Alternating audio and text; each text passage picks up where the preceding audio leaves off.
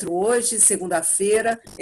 Vamos já ouvir um pequeno aquecimento. Agradeço muito a vocês estarem aqui, ao doutor Mauro Regenberg, e queria fazer uma nova apresentação, que nós já falamos uma outra vez, já esteve conosco, fez uma apresentação maravilhosa, mas vou reforçar aqui que o doutor Mauro é médico psiquiatra, é doutor em psicologia clínica na USP, professor do Instituto Sete Sapienses, e ele é um grande articulador, né? Irá conversar conosco sobre vamos dizer, as malhas, né, psicológicas e toda essa maravilhosa relação entre o professor e aluno e entre os diferentes, né? E essa nossa sensibilidade como profissionais da área de saúde mental em relação a esses personagens da nossa vida reais, né? Estão aí com o tempo todo no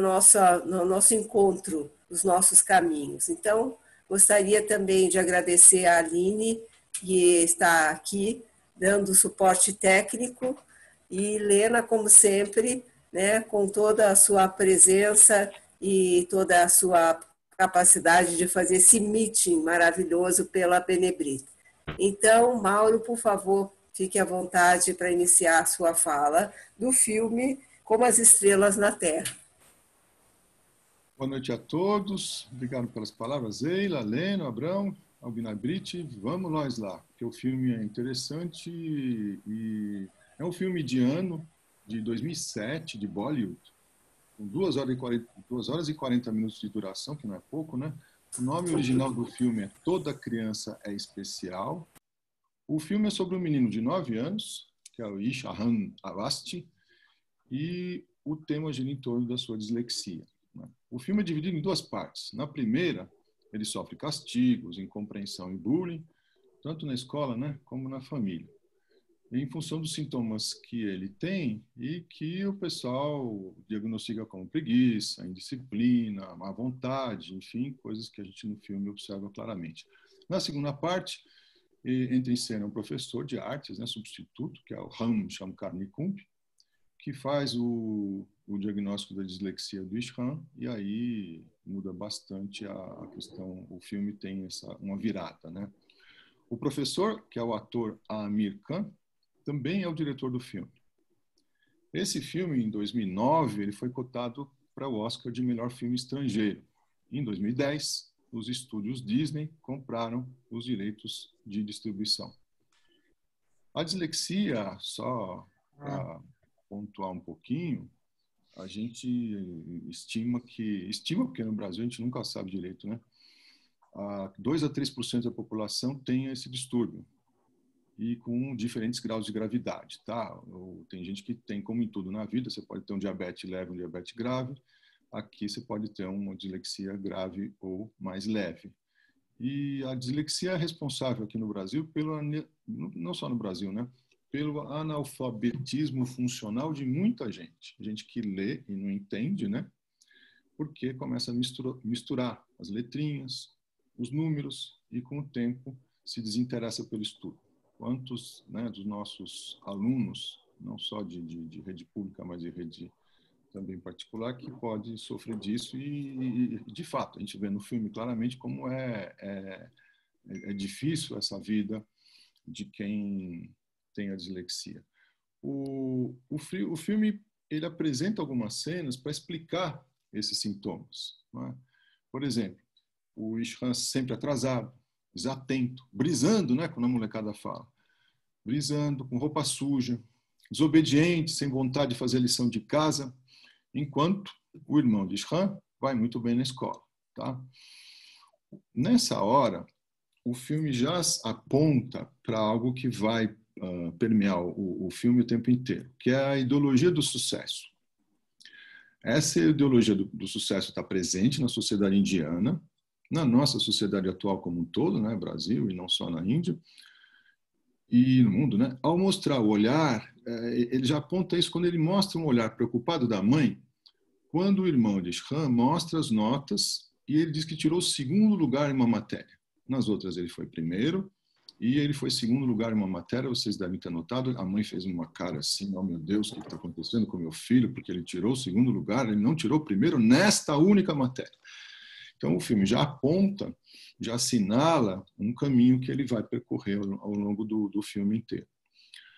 Outro sintoma dele, a coordenação motora prejudicada, né? Nessa cena que ele vai jogar uma bola e ele joga a bola pelo muro, por conta disso tem uma briga com um colega de rua, depois essa briga vem para dentro da casa dele, a mãe do menino com o rapaz vem dizer que ele apanhou, o menino é metade do outro, né? Mas o grandão lá apanhou, e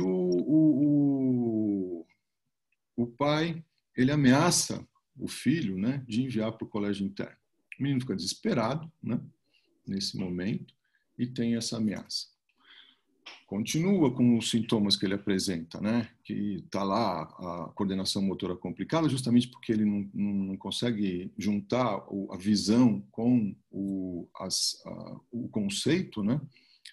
Depois tem toda essa história dele estar brisando e ele não consegue, por conta disso, seguir o ensino na escola. Ele fica de castigo diversas vezes, é o que a gente nota em vários momentos do filme. A escola e o pai sabem apenas reprimir e criticar.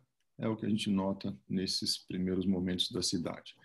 Ele, Shan, com toda essa dificuldade que ele tem, ele está reprimido, castigado na escola, criticado, fica de castigo o tempo todo, ele resolve não ir na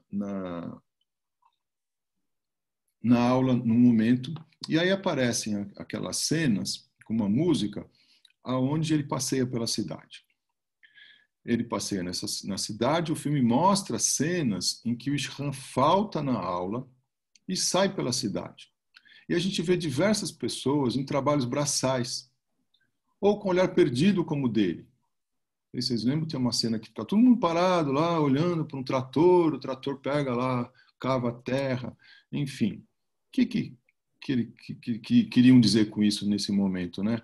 Tem uma pergunta que ele faz. Tem mais gente como ele no mundo? Esse outro mundo é bom? Ele vai para a rua para se perguntar que mundo que é esse. Claro que o pai depois descobre, a mãe ficam zangadíssimos com ele, como é que ele fica andando na rua sozinho, que é perigoso, enfim, poderia ser sequestrado, por aí vai. Mas a pergunta que ele faz é, esse mundo que eu estou vivendo é um mundo bom? Esse mundo do sucesso, da escola, do trabalho bem-sucedido como o pai, eles mostram o pai como bem-sucedido, né? Sempre engravatado, preocupado, indo para o trabalho, enfim. Não sei se vocês notaram que esses últimos meses aqui, esses programas já tem na televisão americana faz mais tempo, mas agora estão na moda. Tem um programa que chama Vida Nova em um Novo País, tem um programa que chama Casa na Praia, Casa no Lago, outro com Casa no Lago. O que é isso, né? O que está acontecendo? Eu assisti alguns desses capítulos, são pessoas que estão mudando de país, aí eles são recebidos por um corretor que mostra o país, mostra o preço, mostra o custo. E esse Casa na Praia são pessoas que não querem mais morar nos Estados Unidos, eles mudam para uma praia ou para um lago. Por que isso pegou, né? Tá, vários canais mostrando. Ou seja, tem uma insatisfação. Essa insatisfação, claro que ela sempre existiu. Eu acredito que o coronavírus acentuou essa questão. As pessoas ficaram mais em casa. As pessoas estão se perguntando muito mais coisas de será que é necessário trabalhar tanto? É possível gastar menos? Eu acho que todo mundo teve essa experiência, né? Nosso cartão de crédito veio com custo menor. A gente está gastando menos, porque a gente não sai, a gente sai menos, enfim. Tem gente que, obviamente, gastou até mais, né? Se entrou na rede na rede e vai consumir, até dá para consumir mais. Mas eu consumia muito restaurante, passeio, lazer e viagem, para mim, porque tem essa máxima do capitalismo, que é consumo, logo existo. Se eu consumo, logo existo, eu posso ter um momento, é comum acontecer isso por volta dos 40 anos, quem fala 40 fala 45, pode falar 50, que é uma crise de sentido de vida, onde eu me pergunto muito o que vai acontecer comigo, será que eu vou acumular dinheiro para quê? É melhor viver? Eu vou mudar para a praia, vou mudar para outro país, fico aqui. Aliás, propósito, essa palavra ficou na moda de uns anos para cá, né? Todo coach que se preze vai falar em propósito, né? Antes era sentido, agora é propósito. O coach colocou essa palavra na moda. Que é, para que eu trabalho? Qual é o sentido do meu trabalho? Para que eu estou vivo no sentido de vale a pena fazer tudo o que eu faço? Então, essa pergunta dessa cena dele rodando na cidade, olhando para várias pessoas que ele não conhece, em liberdade, né, entre aspas, né, ele experimenta uma liberdade que ele nunca tinha experimentado, porque ele anda, passeia, tem uma cena que ele fica em cima de uma pedrinha olhando para a água. Enfim, há perguntas que ele se faz que não são só dele, são nossas também. Continua o filme com uma questão da autoridade paterna. Nesse momento vai ficando clara essa autoridade, né, que já estava clara antes. O pai, quando ele percebe a justificativa da falta da aula do filho, que é uma febre que não existiu, ele fica muito bravo, eles vão até a escola, a diretora diz que talvez ele tenha que ir para uma escola especial, escola para retardado, o pai fica indignado, né? E vocês devem lembrar dessa cena, quando ele está voltando para casa e uns meninos pulam no carro tentando vender jornal para ele. O pai fica muito irritado e ele solta essa frase: babacas sem valor, diz o pai. Que mostra bem o que ele pensa, e isso o menino não tem esse direito de escolher a vida dele, ele tem que ser bem sucedido, e aí fica essa pergunta: o que é sucesso, enfim. Mas vocês devem ter notado também que nessa hora a mãe, desesperada no carro, ela se culpa. Ela diz assim: eu dediquei a minha vida inteira para a educação dos filhos. Eu falhei. O marido fala: não é bem assim, mas isso mostra uma questão que não é só da sociedade indiana, é também, mas muitos, não é só da indiana não, que é essa mãe, ela serve ao marido, ela aceita os desmandos e agressividade do marido, e ela colabora à ideologia do marido, sustentando o cotidiano em busca do sucesso. Vocês devem lembrar que, mais uma vez, tem essa cena. Ela corre para todo mundo comer, ela corre para todo mundo não chegar atrasado, ela faz um monte de coisa, porque ela sustenta essa ideologia do marido. E aí vem uma questão que é a questão do feminino. Né? Não estou falando de feminismo, nem estou falando de gênero, não estou falando de homem e mulher. Estou falando do masculino e feminino, que eu vou falar um pouquinho mais daqui para frente. Que a mãe do Ishram, ela é mulher, mas ela não apresenta o feminino para o marido. Ela se submete ao sistema ideológico do marido. Qual é o sistema? O sucesso, a força, o poder, o dinheiro, a disciplina rígida e autoritária. Ela não só se submete, como ela sustenta, na medida em que ela corre para todo mundo ir trabalhar e estudar para... Né? Na Índia, a gente não precisa ir longe, né? No Brasil tem questões também, mas como o filme é hindu, segundo a tradição do hinduísmo, a religião praticada por 8 em cada 10 indianos, então 80%, nessa religião, a sociedade é dividida em grupos hereditários, que são as castas. Todo mundo já ouviu falar das castas na Índia. E é hereditário. De acordo com essas castas, cada um estaria destinado a exercer uma função diferente na sociedade. Eu vou nascer assim. Por exemplo, os brahmanes seriam intelectuais, enquanto os dalits trabalhariam com lixo ou esgoto a vida inteira. E essa sociedade de castas, ela é fundamentalmente patriarcal e deixa marcas nos corpos femininos há milhares de anos. Só para ter uma ideia, de 2007 a 2016, então é recente, né? Os crimes reportados contra mulheres cresceram 83% na Índia. Então não é uma coisa que aconteceu há milênios, é uma coisa que está agora. Aumentou. A média de estupros na Índia é de 1 a cada 15 minutos. Não vamos ficar longe, todo mundo acompanhou esse horror que aconteceu lá com a menina de 10 anos que engravidou. No Brasil, 4 meninas até 13 anos são estupradas por hora. Ocorrem 6 abortos por dia de meninas entre 10 e 14 anos no Brasil. E 26 mil partos por ano de meninas entre 10 e 14 anos. Ou seja, o desrespeito à mulher é secular na Índia, no Brasil e no mundo. Eu vou pensar um pouco mais nessa questão do masculino e feminino que atravessa o filme o tempo inteiro. Eu não estou me referindo a homem, mulher, LGBT+, não é questão de gênero. Eu estou pensando um pouco no masculino e feminino na psicanálise. E aqui eu vou utilizar o Winnicott, alguma coisa do Gilberto Safra, para pensar esse masculino e feminino. O masculino e feminino, o Winnicott fala masculino e feminino puro. A gente tem a Adélia Prado também, que fala bastante do feminino, né, nos textos, nos poemas dela. O que é isso, masculino e feminino? Eu podia chamar de AB, né? ABC, enfim, mas o masculino é o fazer. Quem conhece o Winnicott sabe muito bem a coisa do ser e o fazer. O masculino é o fazer, o gesto que cria objeto, é quem faz.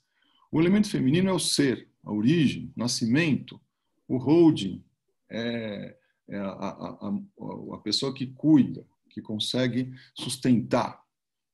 O elemento feminino tem útero, né? Ele se deixa fecundar, receber, se deixa cuidar, se deixa guiar pelo feto, por exemplo. Quando você concebe o feto, a mãe, ela, enfim, o quanto que a mãe de fato tem de controle sobre o feto. Feminino, então, é esperança, anseio de futuro. Depois, agora, eu vou colocar isso no filme, né? O ser e o fazer. Como um ser paradoxal, o ser humano acontece na polarização dialética entre o masculino e o feminino. O que nós somos como seres humanos? A gente se junta a esse masculino e feminino e a gente se compõe como experiência. A gente precisa da experiência do elemento feminino para poder ser. Sem o feminino, fica só o fazer. O que é o fazer? Uma individualidade sem notícia do outro.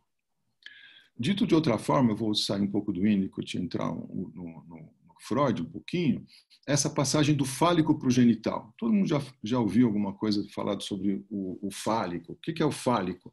A arma, o canhão, o míssel, né? É o pênis, a força, o poder. Esse é o fálico. E nesse fálico, eu me resolvo sozinho. Eu não preciso do outro. Eu tenho poder. Aliás, isso está muito na moda no nosso país, né? A questão das Forças Armadas, essa coisa fálica que tem poder, que é poderosa, que dá tiro. Eu pego arma, uso arminha. Então é a coisa fálica. Eu tenho poder, porque eu sou dono do fálico, da arma, do canhão. O Freud juntava isso com o pênis, porque, enfim, tanto a questão, ele falava muito da castração. E aí, no fálico, eu não preciso de ninguém. Quando eu vou fazer essa passagem, o Freud falava da passagem do fálico, que é esse poder da força do canhão, para o genital. O genital, um precisa do outro. O pênis precisa da vagina, ou, se a gente for pensar em termos LGBT, o pênis precisa do pênis, a vagina precisa da vagina, não importa, mas eu preciso do outro, porque eu sou incompleto. Eu só me completo com a presença do outro.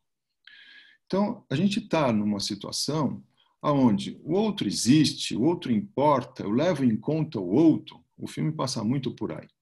Ou eu tenho as minhas ideias, nada entra no que eu acredito, e isso o pai representa bem, não só o pai, mas os professores da escola, mostra que é desse jeito que isso se acentua na hora que o pai vai vai levar o filho para o colégio interno. Ele decide colocar o Ishran no colégio interno. Esse colégio, propositalmente, aliás, eu li em algum lugar que esse colégio, eles se dispuseram, inclusive, a fazer as cenas, porque o colégio não é assim, né? Ele não tem esse estilão que é mostrado no filme, nem os professores, né? Porque inclusive o filme tem um monte de alegorias, né? Os professores, em meses, eles se tornam de monstros da disciplina em suaves garotões que dão risada com os seus alunos. Muito difícil disso acontecer de fato, né? Mas, enfim, é um filme. Esse colégio tem áreas militares, né? Propositalmente. Disciplina. E eles falam, disciplina onde se domesticam cavalos selvagens. A fala dos professores da escola, eles falam assim, ordem, disciplina e trabalho são os pilares do sucesso. Nessa hora, não sei se vocês lembram que entra a musiquinha das letrinhas dançantes, que parecem uns insetos, e aqui fica aquele monte de letrinha andando, subindo, passando, que ele não consegue entender, e fica a musiquinha, fala isso daqui, preguiçoso, burro, idiota. E o que se coloca para o Ishram? Mais disciplina, mais castigo. E aí o que acontece? Mais sintomas e mais dificuldades. Tem uma cena interessante que o Ishram é instado a explicar um poema, né? Ele faz do jeito dele, até o coleguinha fala, olha, você explicou muito bem o poema, mas ele é criticado pelo professor porque o professor não está preparado para entender o que a gente chama de singularidade, né? O jeito de ser do Ishram. Porque na disciplina, no castigo, você tem que ser exatamente do jeito que eu formulei. Eu formatei você para ser assim. Se você quiser ser um pouco diferente, você não será aceito. Isso não é só na escola, né, gente? A gente vive isso tanto na vida. As outras cenas que vão aparecer agora são as cenas da depressão. A gente entra no momento da depressão. Longe da mãe, desamparado, tem a cena do Ishram chorando sozinho no banheiro. Quem nunca, né? Será que nunca nenhum de nós chorou sozinho no banheiro? Eu acho que não me lembro de ter chorado no banheiro, mas que eu chorava na cama dormindo na hora de deitar, sim. Quem nunca? E a mãe está lá, ele está chorando de um lado e a mãe chorando, vendo o livrinho com os desenhos dele se afastando da família, né? Então, ele faz os desenhos que ele vai cada vez mais ficar longe da família. Nota de novo, né, que essa mãe, mulher, chora. Ela não interfere, ela não vai para ação. Aqui eu falava do masculino e feminino, o masculino age. Ela obedece o marido. De novo. Aí lembra que tem uma visita dos pais, ela chama ele de Inu, né? Um jeito carinhoso de chamar o Ishram. O Inu está trancado num quarto. Aí eles chegam, ele sai correndo pela quadra de basquete em círculos sem rumo. O que o filme quer mostrar agora? O quanto ele está perdido, rodando na quadra. Parece uma coisa até maluca, né? Mas não é maluca, é um total desesperança. Ele já está deprimido aí. Nesse momento eles levam o menino para passar uma noite no hotel e ele nem se importa com os lápis de colorir que o irmão deu para ele, que os pais deram, porque ele já está deprimido, né? Sem esperança. E aí a gente tem uma virada, que é a chegada do professor substituto, que é o momento alegre do filme, e tem uma música e dança. Aline, põe para nós. Aline, vou colocar. Vamos escutar uma musiquinha para se divertir um pouco.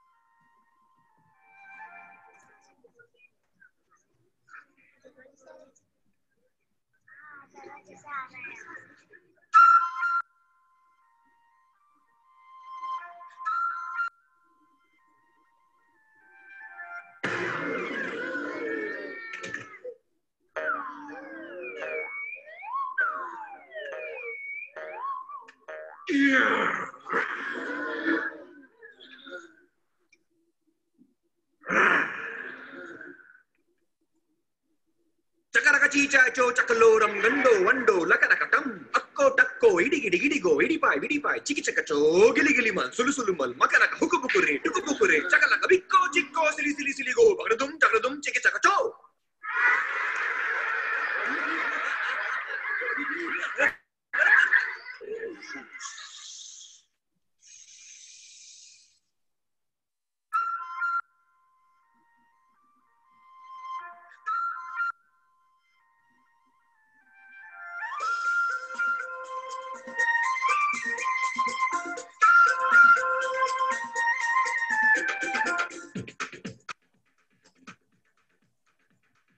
देखो देखो क्या वो पेड़ है चादर ओढ़े या खड़ा कोई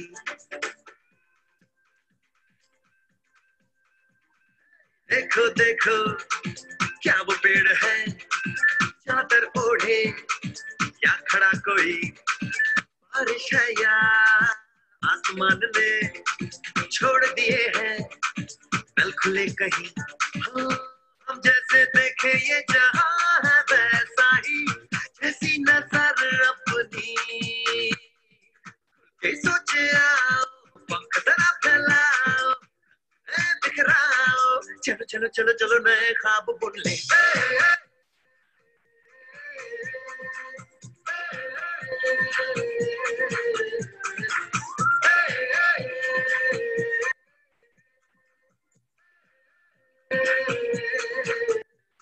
सापा धारे गारे गामा पासा बम बम बम बम बम चिक बोले और मस्ती में डोले बम बम बोले मस्ती में डोले बम बम बोले मस्ती में तू डोले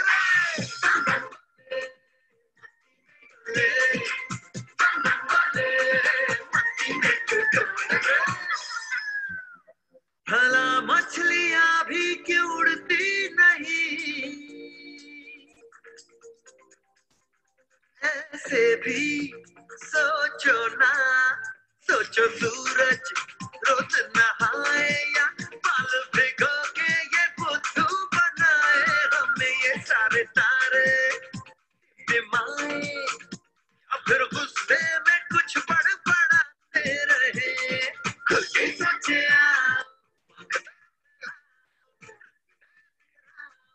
चलो चलो चलो चलो नए ख्वाब सुन ले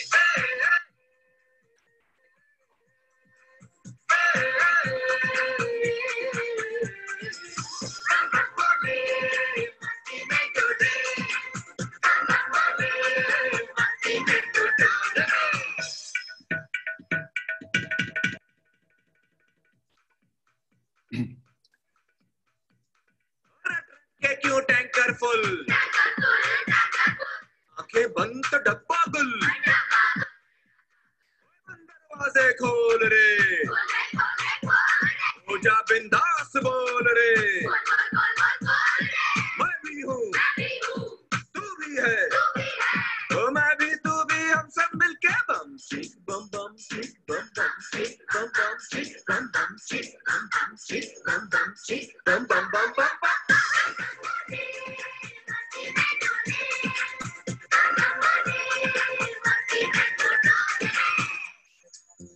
ऐसी रंगों भरी अपनी दुनिया है क्यों सोचो तो सोचो ना प्यार से चुन के इन रंगों को किसी ने सजाया ये संसार जो इतनी सुंदर है अपनी दुनिया ऊपर वाला क्या कोई कलाकार है खुद से सोचे पंख जरा फैलाओ चलो चलो चलो चलो चलो चलो चलो चलो चलो चलो चलो नए ख्वाब बुन ले बोले मस्ती में डोले बोले मस्ती में तू डोल रे बोले मस्ती में डोले बोले मस्ती में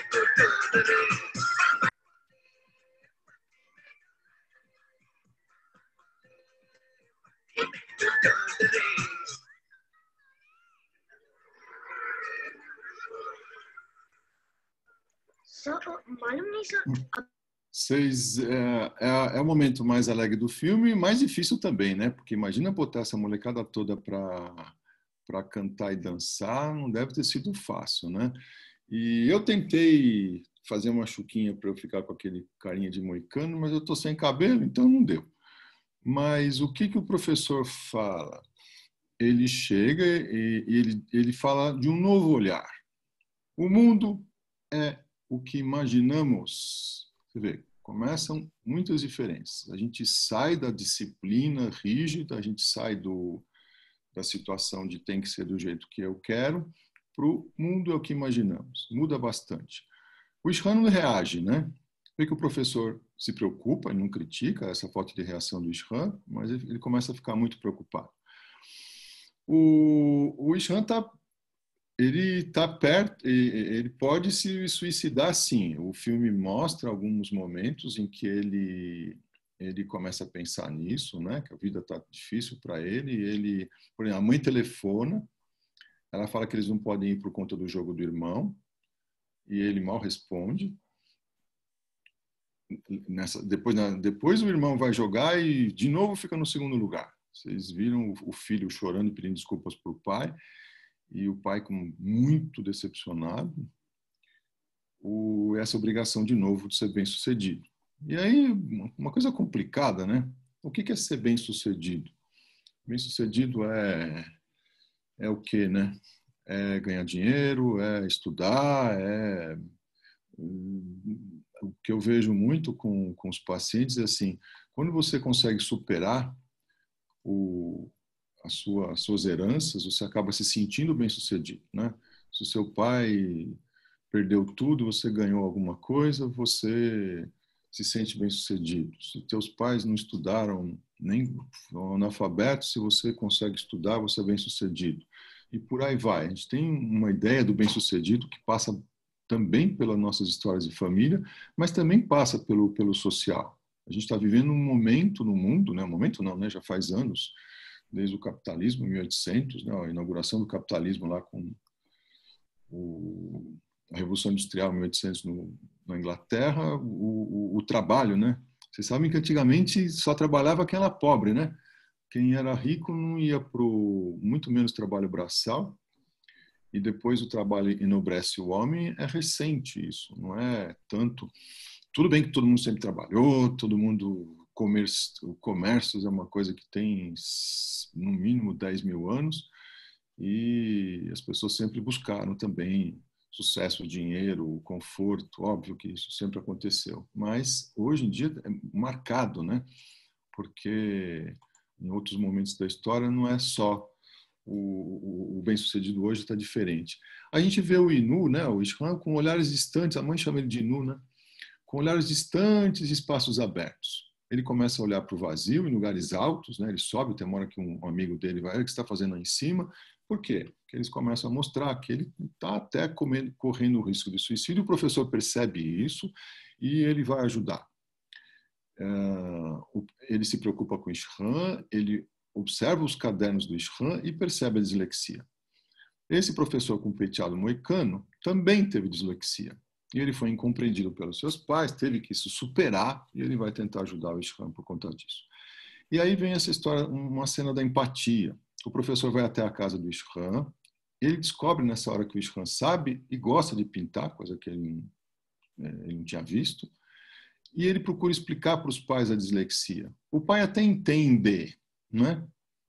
Entende quando o professor, por exemplo, convoca o pai para ler em chinês, ele acaba entendendo, ó, você não conseguiu ler em chinês, o seu filho vê as letrinhas do chinês exatamente como você está vendo, ele lê as letrinhas, né, habituais como se fosse um chinês. O pai entende, mas ele não aceita.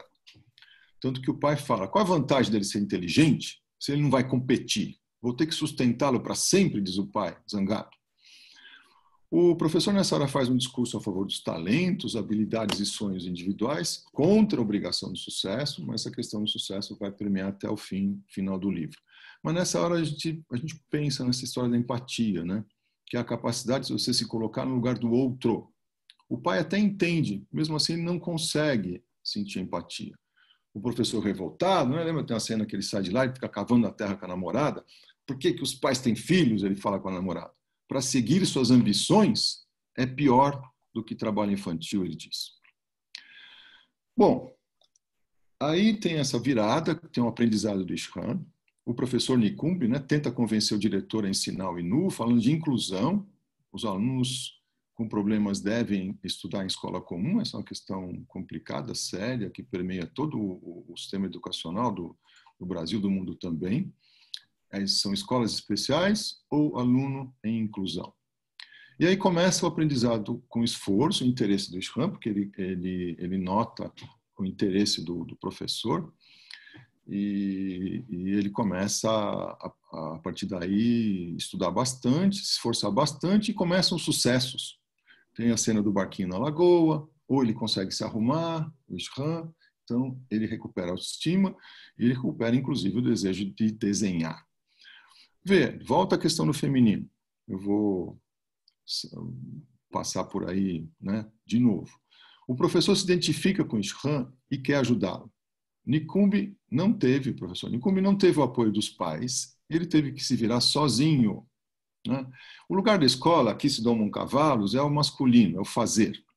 Quem introduz o feminino nesse filme, na escola, na família do Ishram, é o professor. Tanto para a escola quanto para a família, ele que introduz o feminino. É um homem que introduz o feminino. Ele discute com os professores na aceitação das limitações de cada um. Você vê que o filme faz questão de mostrar o Nikumbi, o professor, como heterossexual. Ele faz questão disso. Ele não precisava ter colocado isso com tanta ênfase. Por quê? Ele está falando feminino sim, homossexual não. Poderia ser homossexual também, mas o filme faz questão, ele se preocupa em não confundir o amor do professor com pedofilia, por exemplo, ou como homossexualismo. O Nikumbi está o tempo inteiro se apresentando como heterossexual, com a namorada sempre ao lado. Isso não é fortuito, é proposital, para não criar problema. Ele tá apaixonado, ele está interessadíssimo no aluno. O que é isso? Porque tem uma cena do ônibus onde o professor ajuda a trocar a fralda de um bebê. Lembra que tem uma mulher ao lado dele?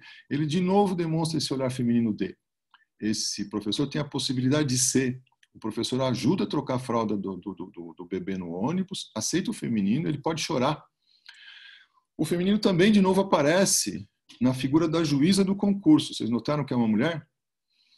O Nikumbi que introduz essa mulher. Ele traz uma mulher iluminada, professora de artes, a guru dele, e ela é aceita pelo grupo, mas, de novo, aí é uma mulher. A coisa do feminino volta. Lembra uma hora que o pai olha para o filho que está... O Ishram está olhando para um tapume e soletrando. Vai ter um concurso. E o pai, ele olha o filho naquele quadro de avisos, ele chora. Quando ele vê o filho tentando ler o quadro de avisos, ele chora. E ele sai. Ele não vai falar com o filho. Fazia tempo que ele não viu o filho, ele sai sem se fazer notar. Por quê? Porque ele não suporta a dificuldade do filho, ele não suporta o feminino dentro dele pai, o chorar. Ele vai visitar o professor, lembra? Nesse momento, ele visita o professor e ele chega todo orgulhoso. Ele conta para o professor que eles fizeram pesquisa na internet sobre dislexia, ou seja, ele vai mostrar para o professor, tá vendo? A gente se importa com o filho. Ele achou que ia receber um elogio e ele leva uma invertida. O professor fala, é pouco, falta carinho. O professor fala de carinho. Sabe o que é carinho? E ele cita como exemplo uma fábula sobre as Ilhas Salomão, que gritar 33 dias para uma árvore que ela morre. Morre o espírito da árvore.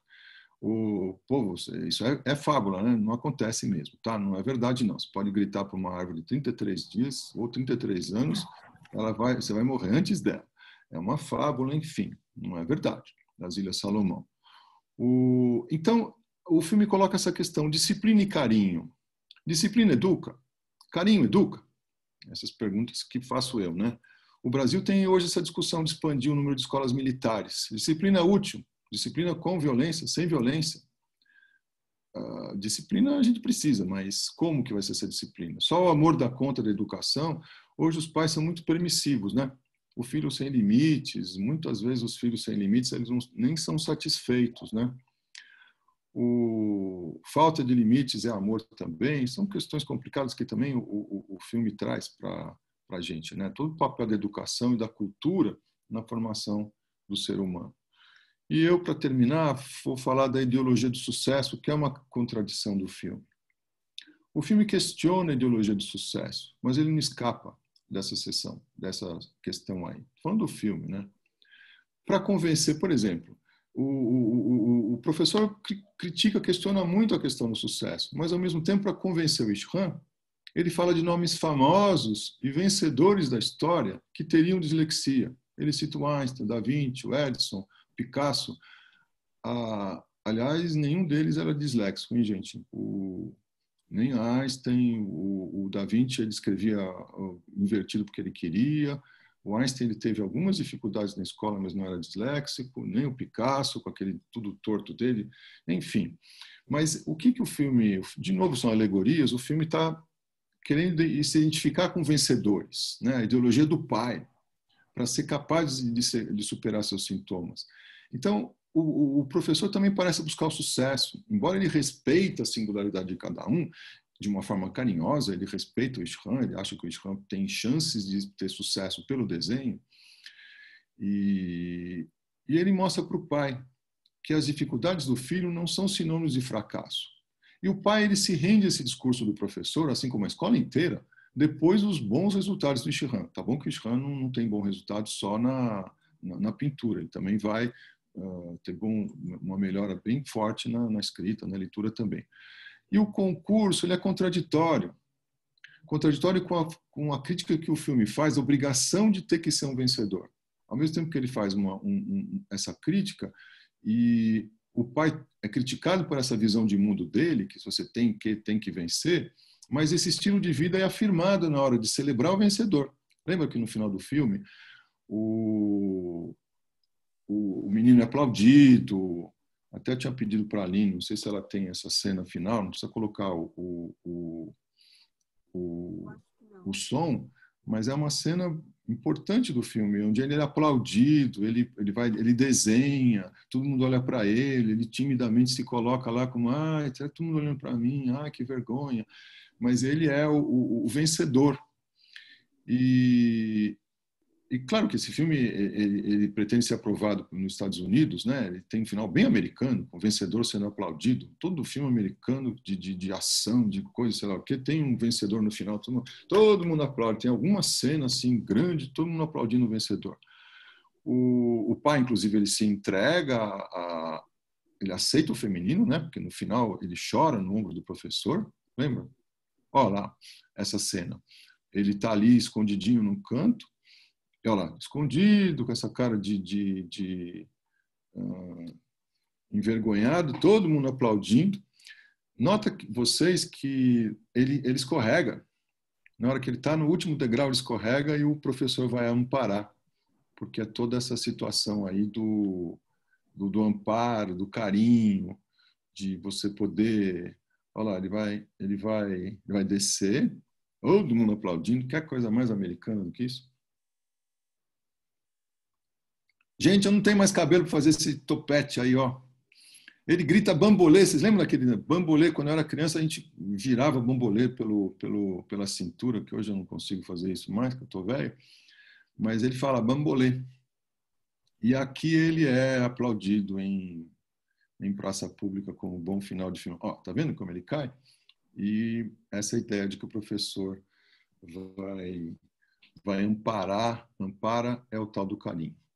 E todo mundo lá, aqueles professores, tudo chatinhos que depois viram fofíssimos. E a professora, tá vendo? Essa é a guru, é o feminino que vai, enfim, fazer o reconhecimento dos talentos dele.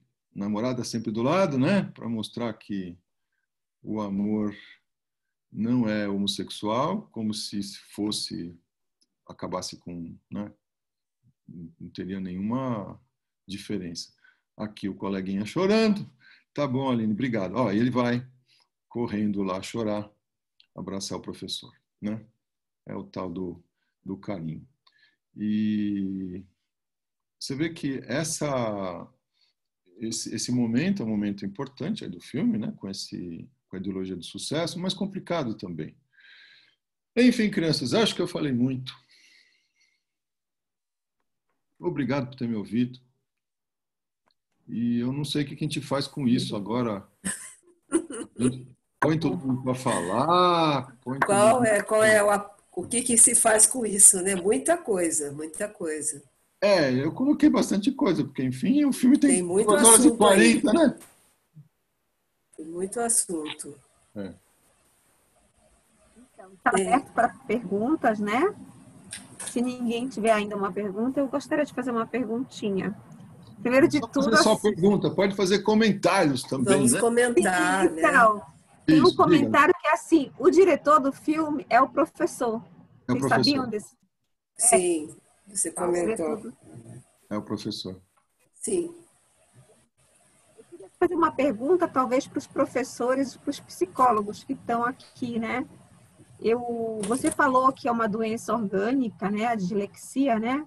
Não é psicológica, né? Mas a pergunta é, como esse tratamento que o professor deu é esse mesmo? O professor pode se envolver tanto com a família, com o aluno? E a mesma pergunta vale para o psicólogo. Até que ponto o psicólogo ou o professor podem se envolver emocionalmente? O que vocês acham? Psicólogos aqui presentes, se manifestem, se ninguém falar, falo eu. Eu acho que devem se envolver, porque se trata de uma criança, né? Então, acho que é bem necessário que todos estejam bem envolvidos dentro da sua função, né? Do papel de cada um. Não sei se o Mauro concorda comigo. Esse tema ele é muito complicado para nós psicanalistas. Não sei se vocês sabem que a psicanalista é uma profissão que morre muita gente de câncer. O Freud morreu de câncer, o Winnicott, vai por aí. Por quê? Porque a gente tem essa necessidade de estar muito perto do paciente. E é uma profissão onde você está perto e tem que manter a distância.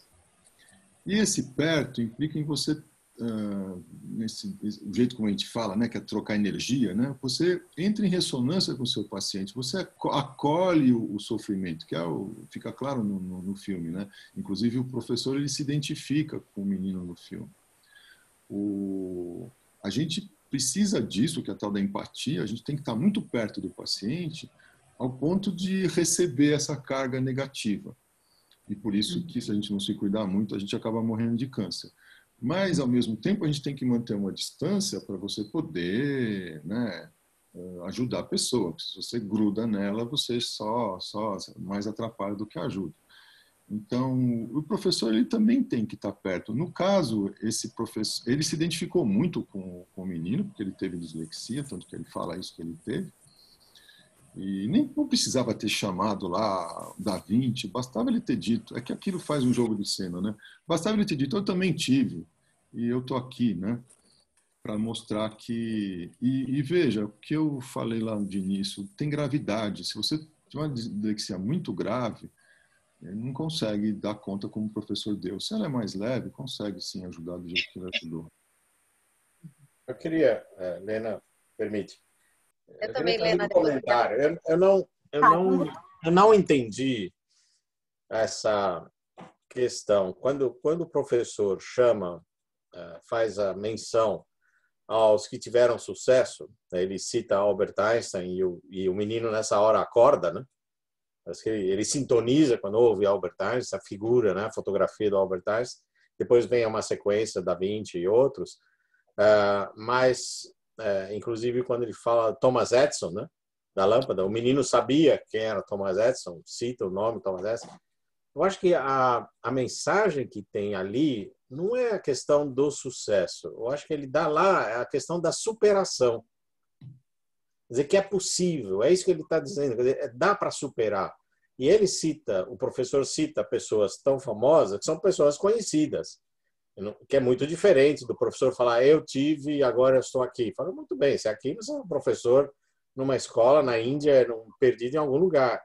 Mas falar de Albert Einstein, Thomas Edison, Da Vinci, tal, são nomes muito fortes, né? E sem dúvida, eu acho que eu vi esta cena, se me permite comentar, eu vi essa cena mais como uma mensagem de superação Eu e posso não fazer uma necessariamente pergunta? uma mensagem de sucesso.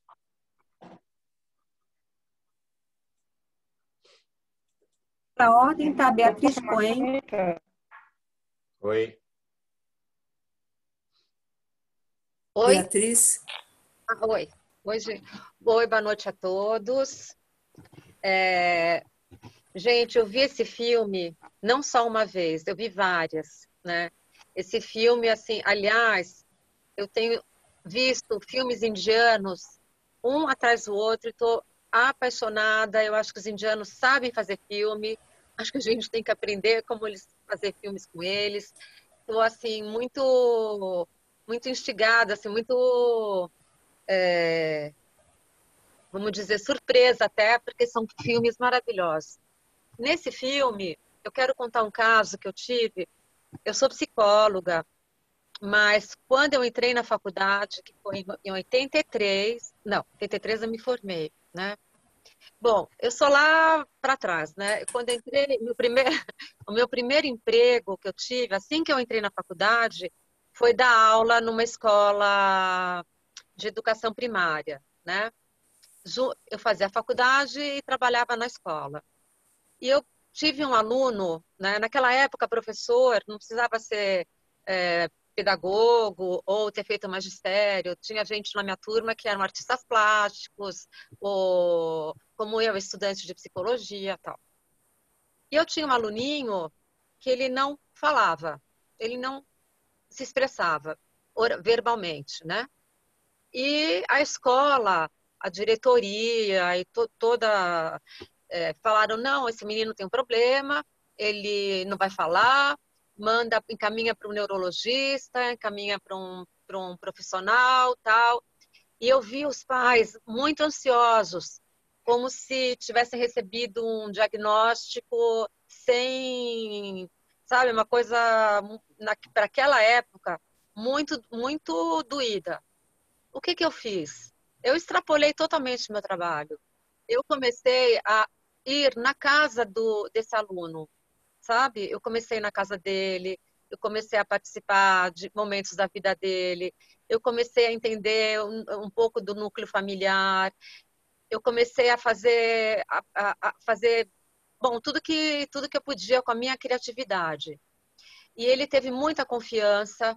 Eu posso dizer para vocês, né, que esse menino, eu não vou falar o nome, mas ele falou. Ele demorou, mas ele falou, ele se expressou. Eu quase tive um troço quando ele se sentiu, quando eu pude entender o trauma que ele tinha passado perante os irmãos dessa família. E a gente, mas assim, eu tive que fazer vivência prática, sabe? Fui fazer vivência além. Por isso que alguém perguntou da dedicação. Sim, a gente tem que ter muita dedicação. E isso foi possível naquela época. Hoje, realmente, não sei como seria.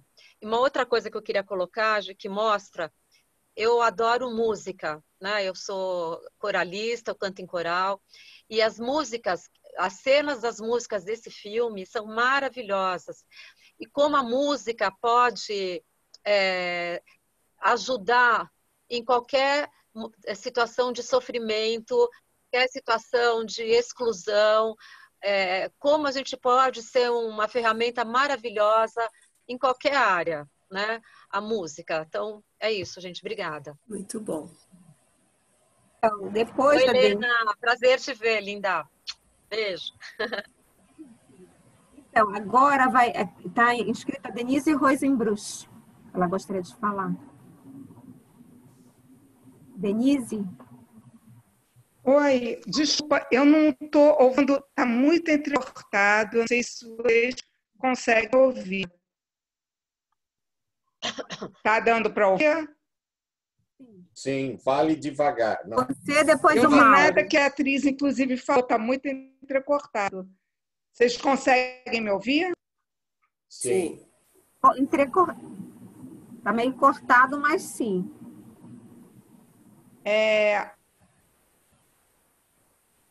Lena, vocês estão me ouvindo? Estamos. Tá. Pode falar. Eu queria primeiro, né, o cinema americano. O americano adora uma de superação, né? E é o que o filme mostra também. Agora, eu fiquei muito incomodada no filme, como o primeiro apresentado, desculpa, eu esqueci o nome, falou, que para você superar, você precisa ter sucesso, né? Que é o exemplo do Einstein, dos outros, dele ter que ganhar um concurso. Seria muito legal uma história de superação sem esse sucesso. Bem sucedido não necessariamente deveria ter sucesso. Até porque a maior parte dessas crianças não tem sucesso. São raros os que têm um dom especial.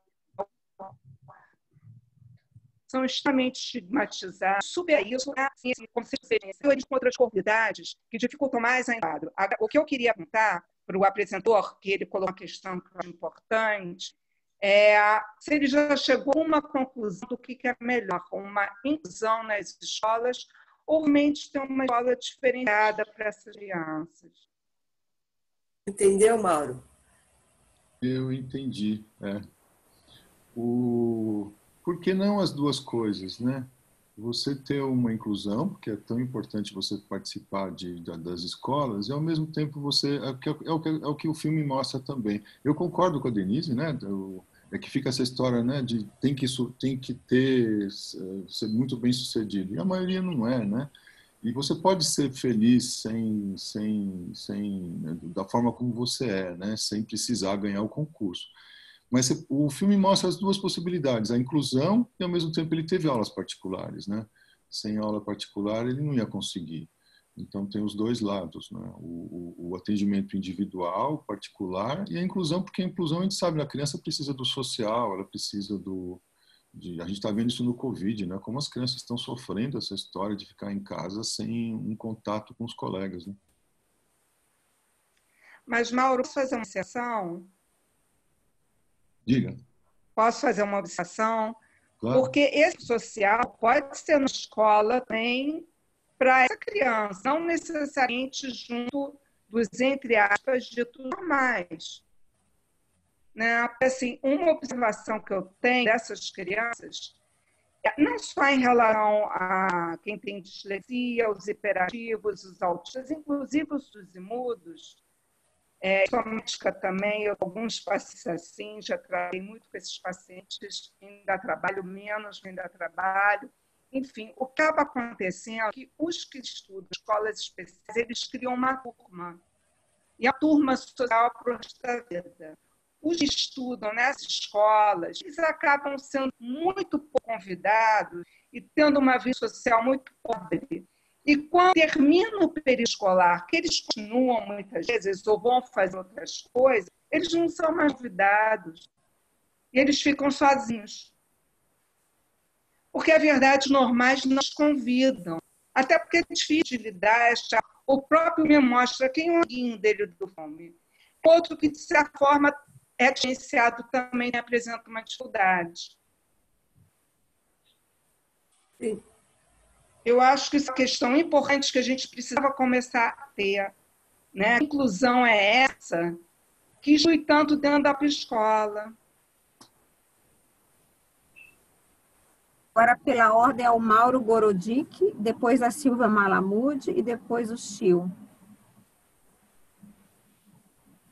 Abre o microfone, Mauro. Meu xará, abre o microfone. Mauro. Vocês estão me ouvindo? Vai. Estão me ouvindo bem? Eu posso dar um testemunho meu de vida de 3 gerações. Eu, meu filho e meu pai. Passamos um inferno. Meu pai, meu saudoso pai, contava coisas de infância e de estudo no Rio Grande do Sul e depois aqui no Rio de Janeiro. E relação a isso. E havia uma total falta de discernimento e compreensão dos mestres, dos professores. Mas talvez o meu pai seja o único judeu no Brasil, ou um dos poucos, que tem a ordem do mérito do Cruzeiro do Sul, porque foi herói na Segunda Guerra Mundial pelo Exército Brasileiro.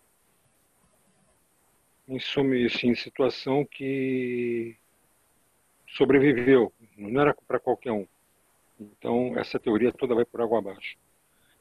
Eu vou por mim, porque excluído, passei situações hediondas. A melhor época da minha vida não foi numa escola judaica, e sim no colégio Pedro II, criado pelo rei Dom Pedro II. Foi a melhor época.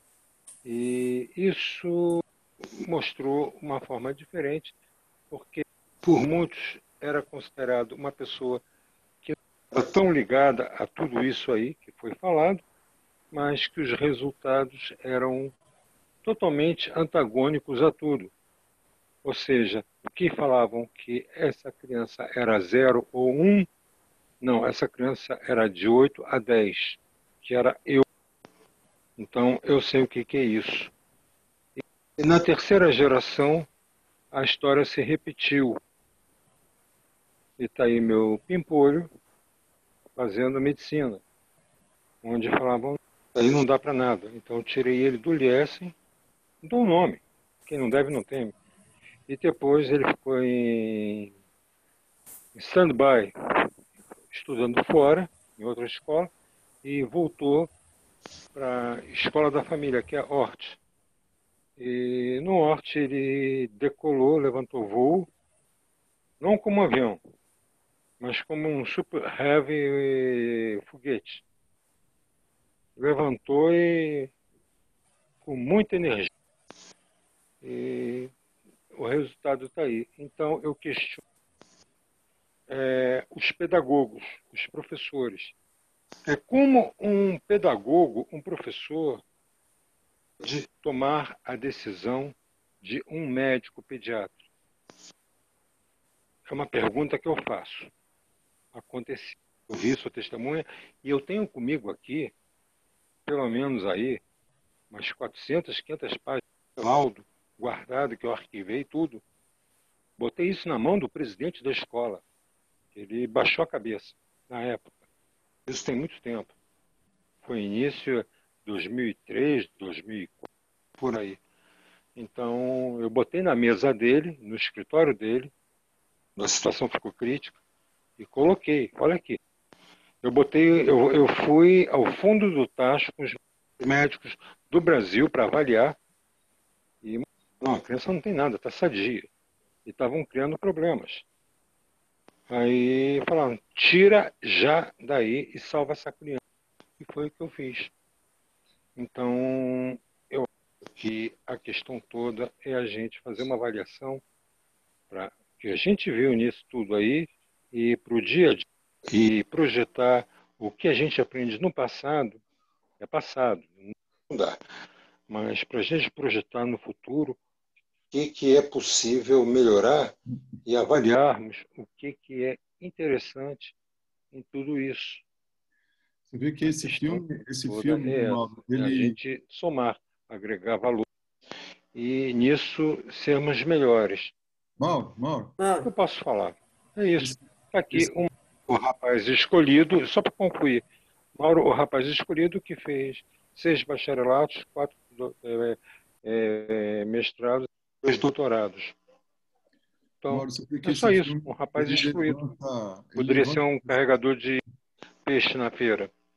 Ele levanta essas questões das identificações, né? A gente se identifica com em algum momento do filme, por isso que é um filme interessante, porque em vários momentos a gente se identifica, né? Ou com a questão do escão, do professor, ou ele abre muita possibilidade, né? É verdade, é verdade.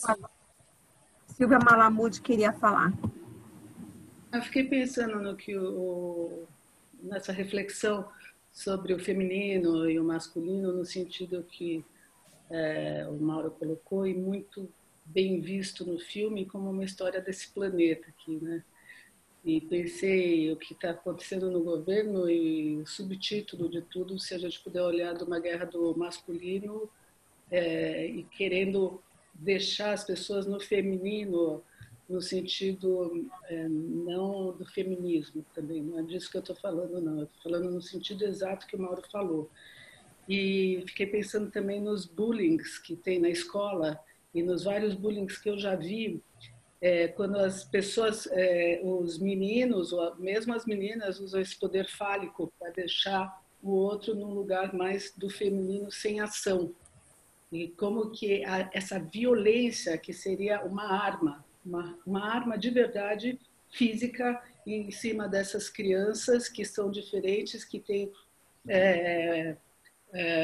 uma sensibilidade muitas vezes mais feminina ou alguma feminina, sempre estou falando no sentido que o Mauro falou, não de feminismo e nem de machismo, estou falando no sentido do fálico.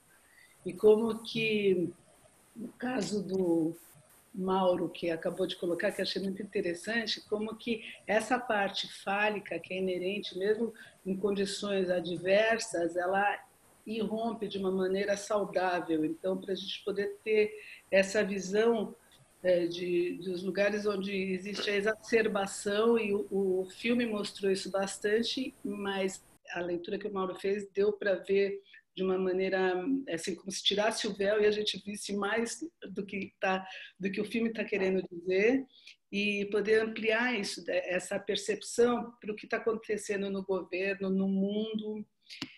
E eu me lembrei também, não sei se vocês tiverem interesse, tem um livro que eu li há muito tempo e que eu recomendo muito para alguns pacientes, e acho que vale muito aqui, ele fala sobre a história do feminino e do masculino através dos tempos. É um livro fantástico que se chama O Cálice e a Espada. Então, como que o poder do masculino ele se sobrepôs ao feminino de uma maneira drástica, e como que isso transgeracionalmente ele vai vindo de uma maneira totalmente deslocada nas pessoas, e como que as pessoas estão buscando esse equilíbrio e muitas vezes elas se cegam por esse poder, por esse excesso de lugar fálico, por esse feminino que ele não é validado, e como que nesses tempos existe ainda essa briga desse lugar mais harmônico, mais igualitário. Então, fica uma dica que eu acho que vale muito a pena, que é da Riane Eisler, não sei se conhece, Mauro, é o Cálice e a Espada. É um livro muito bom, tá? E a reflexão da gente, em que lugar que a gente está na vida da gente, nesse feminino e nesse masculino, o que está mais forte, qual é o equilíbrio que a gente pode ter aí na nossa vida. Aí. É isso. Depois do Chiu, a Denise Mairé. Você queria falar alguma coisa? Não, eu queria que o Chiu falasse. Boa noite a todos, estão me ouvindo? Sim. Primeiro quero enaltecer a Benay Brit, né, por um trabalho maravilhoso de poder discutir um filme que é realmente muito bem escolhido. E chama atenção, eu não tenho assistido muito filmes indianos, porque é uma avalanche de séries, as séries israelenses, séries americanas, então a gente tive até surpresa da interpretação desse menino, da interpretação dos atores, né? Essa doença, eu como pediatra, homeopata, então eu vi poucas vezes, é rara mesmo, é uma doença genética que ocorre mais ou menos na idade desse menino, de 7 a 9 anos, é muito mais frequente, que se nota, né, que você faz o diagnóstico difícil.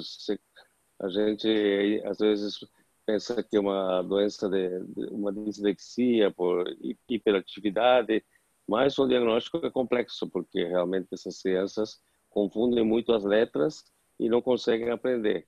E são muito mal entendidas, claro, pelos colegas, professores, pelos pais, até se chegar ao diagnóstico da dislexia. E o tratamento também não é muito dos mais fáceis. A gente tem visto que tem que ser um tratamento multidisciplinar, com psiquiatra, fonoaudiólogo, etc., né? Na homeopatia, a gente tem encontrado alguns casos com sucesso pelo equilíbrio da energia vital. Sei que muitos não acreditam na homeopatia, mas em certos casos faz coisas milagrosas. Então, em relação ao filme, a escolha, parabéns. Parabéns ao que a gente tenha mais encontros e um grande prazer de ver o grupo assim, bem eclético e diferente, né? Então, boa noite a todos e obrigado por me ouvir. Boa noite. Shalom. Shalom. Maires, queria falar alguma coisa? Sim. São duas em uma, na verdade, assim. Uma questão que eu estava escutando agora, não do Mauro, agora em função do percurso de escola, né, do colega ali, contando do filho, enfim, e do pai. Eu pensei também em algo que o Mauro colocou no início, na introdução dele, que tem a ver com esse modo de vida capitalista e a questão dessa lógica do sucesso, né, que se busca. E eu acho que essas figuras que são trazidas do Einstein no filme e Thomas Edison, enfim, são trazidas propositalmente mesmo, né, para encaixar ainda o filme nessa lógica, para não fugir disso, porque Bollywood, Hollywood não é por acaso, né? O nome tá dado, né? Não tem como fazer um filme sem que emocione a tal ponto se tu não colar numa lógica que as pessoas ainda estão atravessadas, né? Bom, e aí eu fiquei pensando que a escola conservadora, ela vai na linha positivista, né? E na linha positivista tu não vê o sujeito, essa empatia ela é muito pequena, né? Mesmo a área pedagógica tem essa dificuldade, né? Já numa escola construtivista já é um pouco diferente, já é mais possível fazer o diagnóstico, porque tu precisa da escola para fazer o diagnóstico, né? Esse é um ponto, né? E outro ponto que tem a ver com isso, que é uma colocação mais para ti, Mauro, em relação a essa questão, né, que tu fez uma relação desse modo de vida e dessa lógica com o que a gente está vivendo hoje, e está se falando muito nisso, né, desse desejo. Até eu estava conversando com uma amiga que mora em Nova York e eu perguntei, é isso mesmo? As pessoas querem ir embora? Não vai mais ser a Nova York de antes, né? Ela disse, Denise, Nova York vai virar provavelmente para turismo, né? Porque aqui a vida é irreal, o preço que se paga para ter uma vida, não, o preço que tu paga para comer num restaurante não é o preço normal, né? É um preço de cinema, assim, tu tá vivendo num filme, né? Em férias, né? Não pode ser o teu cotidiano. E aí, agora tu trouxe isso, né? E eu achei bem interessante tu ter trazido isso, Mauro, porque é algo que eu tô vendo na clínica também, esse discurso, e não é o meu ainda. Eu ainda não tenho vontade de fugir para a praia, mas estou vendo amigos fazendo isso, né? Só um pouquinho de vontade, né? Já que dá para trabalhar, né? Hoje online. Não sei se sustenta depois, mas hoje está se sustentando essa prática muito bem, né? Na clínica, pelo menos, assim. Na clínica psi, né? Não sei, na clínica médica eu acho um pouco mais complicado. Mas eu fiquei pensando, eu queria saber mais assim sobre isso, assim, o que realmente está se passando aí, né? Eu sei que foge um pouquinho o tema do filme, mas como tu trouxe, eu estou me arriscando a entrar com essa questão porque eu acho importante essa discussão, assim, né? Para a gente, enquanto o que a gente está pensando sobre o propósito de vida, o sentido da nossa vida daqui para frente, mas também para a minha clínica mesmo. Eu estou me indagando isso, eu queria a tua ajuda, né? Posso falar, né? Pode, Sim. claro. Depois vai ser a Dalva que pediu a fala, mas aí ela te pergunta depois de você responder.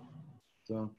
O que a gente tem notado, assim, com o Covid, as pessoas estão mais elas foram, não sei a palavra correta, né? Mas elas foram levadas ou constrangidas a ficar mais em casa, as pessoas de um nível econômico mais alto, né? Quem de várias outras os tais dos essenciais aí, eles não é só quem pode fazer ficar em casa pelo remoto. Os remotos, eles foram constrangidos a ficar em casa com a família, com o filho, tudo muito, nada fácil. Gente, quem tem filho pequeno percebeu como é difícil essa situação aí de filho na escola pequena, não está fácil não. Só que você em casa, com essa história do consumo logo existo, ok, tem gente que saiu por aí para comprar coisa nos aplicativos, mas muita gente ficou muito tempo junto consigo mesmo, com mais tempo, porque, vê, em São Paulo e nas grandes cidades, as pessoas gastavam de 2 a 3 horas por dia no trânsito. Essas 2 a 3 horas, e muitos pacientes têm falado isso o tempo inteiro, né? Até você levantar, se arrumar, ir para o trabalho, são horas. Nessas horas, tem paciente meu que a reunião do cara é às 8, ele acorda às 5 para as 8. 5 para as 8, chega lá, põe uma camisa e pula da cama e vai trabalhar. Isso gera o quê? Mais tempo para você ficar com você mesmo. As pessoas estão parando para pensar um pouco. O que eu estou fazendo da minha vida? E é verdade, essa coisa do viajar. Viajar é uma coisa muito legal, é um consumo, né? Consumir não é só comprar celular, consumir também é consumir livro, consumir conhecimento, consumir viagem. Essa coisa das viagens, ela tem os últimos 20, 30 anos, todo mundo, sempre as pessoas quiseram viajar, mas agora tem um desespero para viajar, o tal do conhecimento, coisas novas. Ficar em casa enfiado te faz muito para parar para pensar.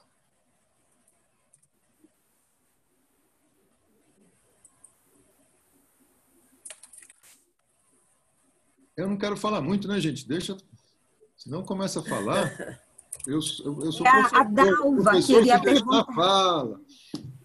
A Dalva queria perguntar. Boa noite a todos. Estão me ouvindo? Estamos ouvindo, sim. Eu queria... É uma pergunta mesmo, Mauro, porque trabalhar essas questões de dificuldade de aprendizagem, questões escolares, é muito difícil trabalhar só no contexto clínico com a criança.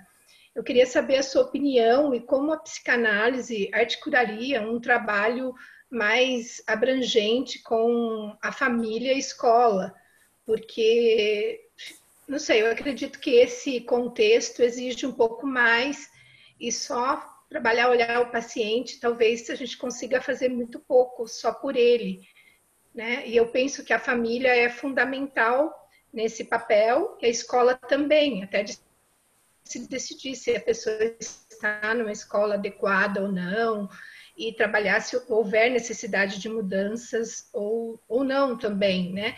É um contexto amplo que só aquela nossa salinha, aquele nosso setting, parece tão pequeno e um pouco limitado.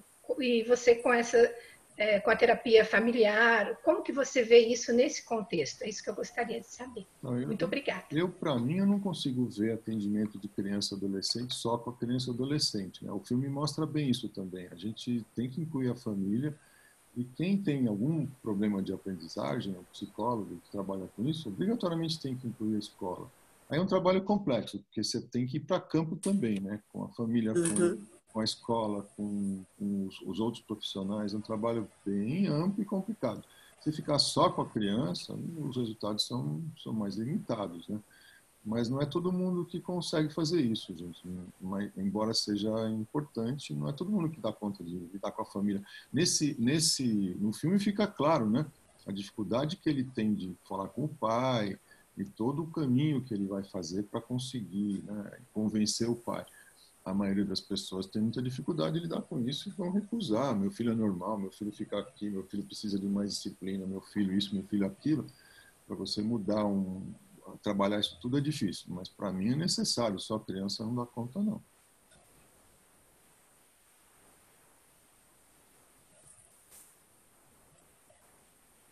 Diana não está ouvindo. Alguém mais gostaria de perguntar? Não tem mais perguntas aqui no chat, não tem mais. Parece. Mauro, você tem alguma pergunta? Eu Pergunta? só queria fazer uma complementação, se for possível. Eu observo tudo, a relação geração pai e filho, fundamental. A relação eu e tu, vi de Martin Buber. A gente entrar na área da filosofia. Mas a relação toda é fundamental. Na época, quando eu era jovem, eu com 14 anos, com mandato de segurança, eu ingressei no INE. Eu sofri bullying e discriminação, porque com 20 anos, pessoas que estavam há 30 anos lá tinham que bater continência, que já era segundo tenente. Olha o meu constrangimento. Meu pai me ajudou muito. A relação de amizade, que não era pai e filho, era como se fosse dois amigos, dois irmãos. Eu acho que isso é uma coisa que as pessoas ligadas nesse segmento devem refletir muito nessa relação. Idêntica forma que eu fiz com meu filho, que é o mesmo nome do meu pai. E o que sofreu numa escola, quando criança, com 7 anos, vocês falaram aí, 7 anos, realmente, 7 anos é a grande hora que a criança desponta e todo mundo logo bota lá no papel DDA. Né? Então, isso aí, se não há alguém que dê um colo, esteja junto, isso é fundamental. Então, isso deve ser muito observado pelo corpo geral de várias áreas como algo, então, a ligação do pai ou de ambos em relação à criança ou às crianças, que às vezes não é um filho, são vários filhos, depende. Cada caso é um caso. E outra coisa que eu aprendi no dia a dia, vivendo, e eu passei por isso, eu e minha esposa interessamos em 2 anos com essa história toda. Meus cabelos brancos vieram com isso. É uma loucura para quem é pai e ama o filho. Então, muitas vezes fica tudo de uma forma generalizada, como se fosse uma tabela. É assim, então funciona padrão. E não é. E tem que ser, cada caso, um caso específico. É mais trabalhoso. O custo aumenta, mas o produto final não tem como comparar com o que é existente hoje em todos os lugares. Só para juntar. Tudo isso, eu lutei contra um tsunami. Para juntar isso que você está falando. Funcionou e deu certo a coisa. Deixa eu juntar então, com hoje essas coisas. Eu afirmo, eu me aposentei como pai. Hoje eu estou mais como um irmão mais velho. E só para juntar essas coisas todas. Meu pai fez isso comigo. Eu gosto de. Mauro, Xará, só para juntar essas coisas, eu gosto de Oi, lembrar. Fala, Xará. A gente junta. Eu não estou te vendo aqui, eu estou com o smartphone. Estou te vendo agora. Ah, tá. A gente junta, eu gosto de falar sempre isso, que a gente tem 99% da genética do macaco grande, né, que é o chimpanzé e o bonobo. E a gente tem, o chimpanzé é o típico masculino, né? O chimpanzé, ele tem uma sociedade hierárquica, onde quem manda é o chefe, ele é o único que vai transar com todas as macacas. E vocês sabem que o sexo do chimpanzé, os outros macacos, eles vão transar com a macaca lá, escondido, né? E bem rapidinho, olhando para o chefe, porque senão o chefe mata eles. E os bonobos, que a gente também tem 99% de genética igual, você vê que esse 1% faz diferença, né? Esses macacos, os bonobos, eles é uma sociedade feminina, é matriarcal, é a mulher que manda. Então, o filho é de todo mundo. Todos os filhos são de todo mundo. Ninguém sabe que na sociedade patriarcal do machista, do chimpanzé, ele acha que ele é o filho de todos, porque ele é o único que transa com todas as fêmeas. Nos bonobos, as fêmeas transam com todo mundo. Então, todo mundo é filho de todo mundo. E aí não tem porquê eu só cuidar do meu filho. Todo mundo vai cuidar de todos os filhos, né? como, né, a gente tem essas experiências do kibbutz, também a gente pode pensar alguma coisa, né? Mas se todo mundo é filho de todo mundo, eu não preciso brigar com ninguém. O sexo dos bonobos é interessantíssimo. Eles deitam no chão, eles se beijam na boca. Já viu aqueles macacões imensos se beijando na boca? Eles são muito parecidos com os chimpanzés, mas é uma... E nós temos dentro de nós o bonobo e o chimpanzé. É a coisa que eu falava lá da dialética, entre a gente poder lidar com o masculino e o feminino, que a gente é a composição dos dois. Somos bonobos e chimpanzés. Tem gente que é só chimpanzé, né?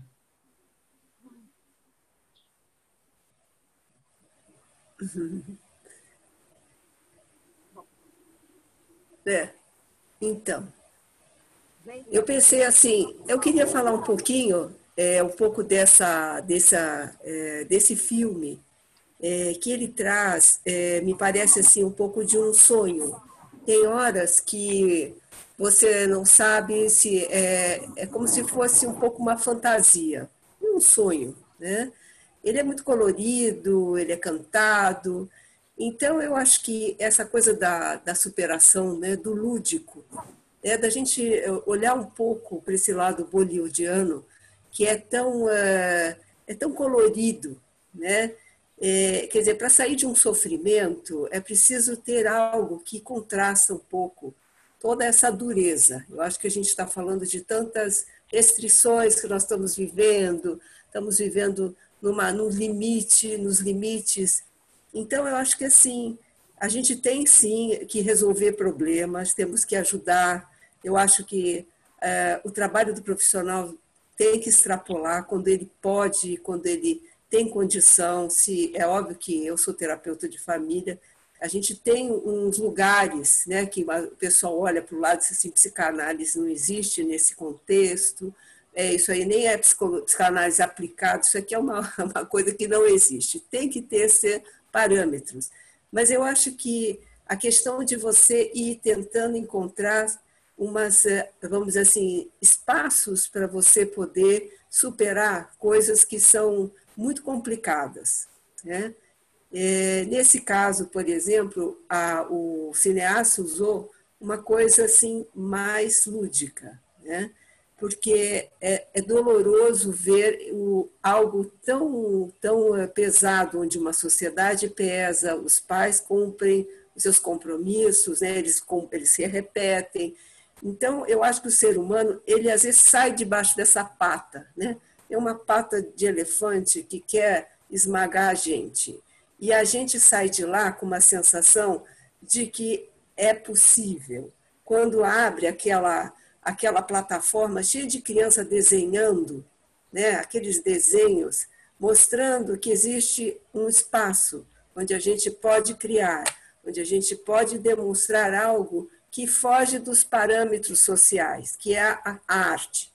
É a arte, a criatividade, é o jogo de cintura, é a capacidade de encontrar pessoas mais desantenadas, né? Então, eu acho que essa expectativa de que existe algo que se a gente tiver um pouco mais, se despir um pouco mais das couraças, né, e das nossas, vamos dizer assim, essas rigidez que ficam através da educação e dos sofrimentos da nossa infância, a gente começa a olhar um pouco para algo um pouco mais indefinido, que dá uma perspectiva. Eu gosto muito de olhar sempre para um lado otimista e de ver perspectivas e de tentar sair da amarração, né? Eu acho que a gente, como psicanalista, a gente não tem receita, a gente está ali à mercê. E ficar à mercê é abrir possibilidades, é você ouvir, estar junto e caminhar no escuro, não sabe para onde. E é isso que eu acho que o filme traz, né? Essa possibilidade de abrir. Ficou bonito, que ele ganhou o prêmio e tal, mas mais do que isso, é a coisa do criar e de fazer aquele desenho ficar vivo. Ele dançou o desenho. Quer dizer, isso é a coisa mais linda que o ser humano tem, que é a fantasia e a possibilidade de sonhar e de sair fora daquela pressão. Então, acho que, para mim, eu gostaria de sair daqui com essa ideia de que, apesar de tudo, temos essa possibilidade de inventar alguma coisa nova, né? Não precisa ir para a praia. O que você acha, Mauro? Sim, claro. Acho que ele mostra bem isso, que é a tal da singularidade, né? Que a psicanálise tanto gosta. A gente poder ser a gente mesmo e a gente poder fazer aquilo que nos representa também, porque isso dá sentido para a nossa vida, né? A história de eu poder ser eu mesmo, né? O único te fala isso, eu quero ser eu mesmo e me comportar bem. Me comportar bem significa honrar pai e mãe, né? Quer dizer, eu honro a tradição, mas ao mesmo tempo eu sou eu mesmo. E para ser eu mesmo eu posso ser de diversas formas, não precisa ser do jeito como a sociedade ou meu pai quer, né? Sim. E aí, Helena? Eu já não tenho mais perguntas.